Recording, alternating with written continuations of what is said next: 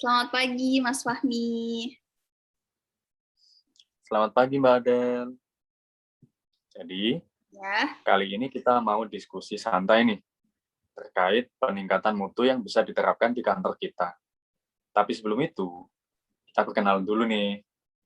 Saya Fahmi, Muhammad Fahmiansyah, peserta Latsar Angkatan 3 kelompok B1.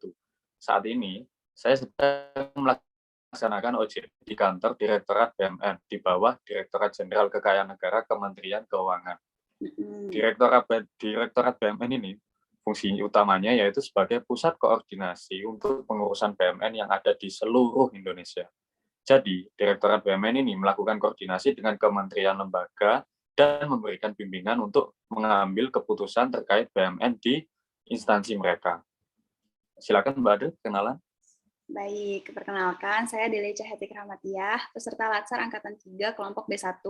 Sekarang saya ditempatkan di KPDDP Jambi, Kantor Pengolahan Data dan Dokumen Perpajakan Jambi. KPDD Jambi ini merupakan unit pelayanan teknisnya Direktorat Jenderal Pajak. Sesuai namanya, KPDD Jambi tugasnya adalah mengolah dokumen perpajakan dari seluruh kantor pelayanan pajak yang ada di Pulau Sumatera. Dokumen yang masih dalam bentuk fisik nih atau dalam bentuk hard copy kemudian diolah menjadi data digital ya, sebagai database perpajakan SIDJP yang akan digunakan untuk menggali potensi dan penerimaan pajak gitu. Gitu. Iya. Terus nih Mas Fahmi ngomongin tentang peningkatan mutu. Penasaran deh, ada nggak sih di kantor Mas Fahmi yang merupakan suatu kelebihan gitu yang dilakukan di kantor Mas Fahmi? Ada nggak? Saya nggak tahu sih ini termasuk kelebihan atau bukan, tapi di kantor saya itu ada program sharing session namanya Rabu Ilmu. Nah, Rabu Ilmu ini kegiatan sharing ilmu yang dilaksanakan setiap minggu lewat aplikasi Zoom yang diikuti oleh seluruh pegawai Direktorat BUMN. Nah, ilmu yang di-share pun terutama itu terkait teknis penggunaan aplikasi yang digunakan sehari-hari dalam unit kerja saya, terutama Direktorat BUMN ya. Dan sekali diadakan praktik dalam penggunaannya. Gitu, Mbak. Oh, bagus tuh Mas, Rabu Ilmu di kantor Mas gitu. Kebetulan di kantor saya itu juga banyak nih pekerjaan yang menggunakan aplikasi, tapi ya pengetahuan terkait aplikasi itu cuma terbatas diketahui oleh pegawai di seksi yang itu aja. Nah, Rabu Ilmu ini nih bisa diterapin nih di kantor saya supaya semua pegawai minimal kenal lah sama aplikasinya. Dan kalau ngobrol antar pegawai ini bisa lebih nyambung gitu. Misalkan kayak ada rekan saya yang curhat tentang aplikasinya bermasalah. Nah, saya bisa paham, bisa nyambung apa yang dia bicarakan, terus juga mungkin saya bisa kasih solusi gitu. Terus kalau misalnya sewaktu ada mutasi internal, jadi kan kita masuk ke seksi barunya tuh udah ada bekal ilmunya gitu. Namun, untuk menerapkan Rabu Ilmu ini nih di kantor saya, kayaknya perlu memperhatikan waktu pelaksanaannya gitu. Jadi tiap seksi kan berbeda-beda ya jam sibuknya.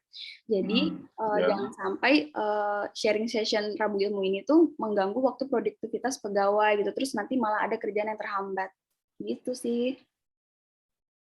Tapi bagus sih ini Rabu Ilmu. Soalnya kan juga kayak saya nih pegawai di umum gitu kan kurang tahu nih penggunaan aplikasi-aplikasinya ini, terus juga kadang penasaran gitu loh Mas Fahmi.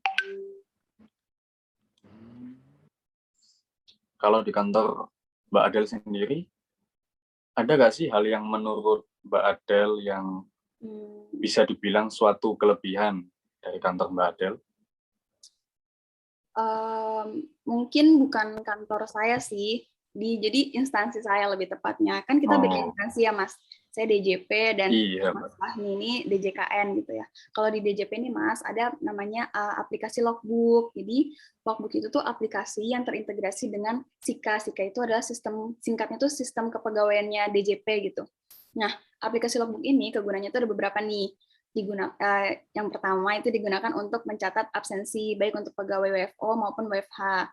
Kemudian bisa juga untuk memantau kondisi kesehatan pegawai dan untuk monitoring kegiatan pegawai selama WFO atau WFH. Jadi absensi dan isian kegiatan yang kita isi di logbook itu nanti tuh bisa terekam di SIKA gitu. Terus absensi kita ini tuh baru bisa valid terekam di SIKA kalau misalnya kita itu udah mengisi self assessment kesehatan itu yang digunakan untuk memantau kondisi kesehatan pegawai itu. Terus juga dari pengisian SAK ini, self assessment kesehatan, nanti bisa diketahui lokasi kita. Nah, ini tuh bisa untuk memantau pegawai-pegawai yang lagi WFH gitu, supaya mereka tuh benar-benar terpantau berada di lokasi kerja gitu, bukannya malah kemana-mana gitu kan. Kita diharapkannya kan walaupun WFA kan tetap profesional ya Mas, tetap mengerjakan apa yang menjadi tanggung jawab kita, seperti itu. Kalau di kantor Mas Fahmi ada nggak sih yang kayak gini? Gitu.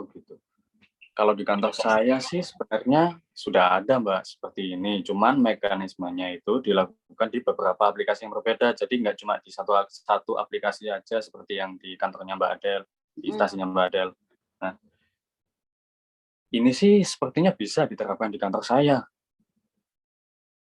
tapi ya mungkin bisa diterapkan di kantor saya ya, dan lagi bisa lebih efisien dan lebih simpel lagi. Cuman untuk menerapkannya sih perlu dilakukan koordinasi lebih lanjut dari bagian kepegawaian di unit saya, karena ya membuat satu aplikasi terintegrasi seperti ini kan nggak bisa langsung jadi kan Mbak. Dan lagi perlu dilakukan sosialisasi untuk semua pegawai yang ada di instansi saya di DJKN untuk bisa mengetahui bagaimana sih penggunaannya dari aplikasi ini gitu. Jadi mungkin bisa diterapkan tapi butuh waktu yang ya sedikit lama lah, seperti itu Mbak. Oh, baik. Seru ya diskusi santai kita hari ini. Kita jadi tahu kalau kantor kita tuh masing-masing punya peningkatan, bisa ada mutu yang ditingkatkan gitu ya. Dari kantor Mas Fahmi saya belajar Rabu Ilmu itu. Terus saya juga bisa sharing mengenai aplikasi logbook ini yang insya Allah bisa diterapkan juga ya di instansi Mas Fahmi. Betul sekali Mbak Adel. Banyak sekali ilmu yang kita dapatkan dari diskusi ini. Dan lagi tentunya kita sebagai ASN juga harus menerapkan nilai-nilai komitmen mutu untuk bisa meningkatkan pelayanan di instansi kita masing-masing. Setuju. Oke, sekian dulu diskusi kita kali ini. Terima kasih atas waktunya Mbak Adel ya. Sampai jumpa lagi di kesempatan yang lain. Bye-bye. Dadah.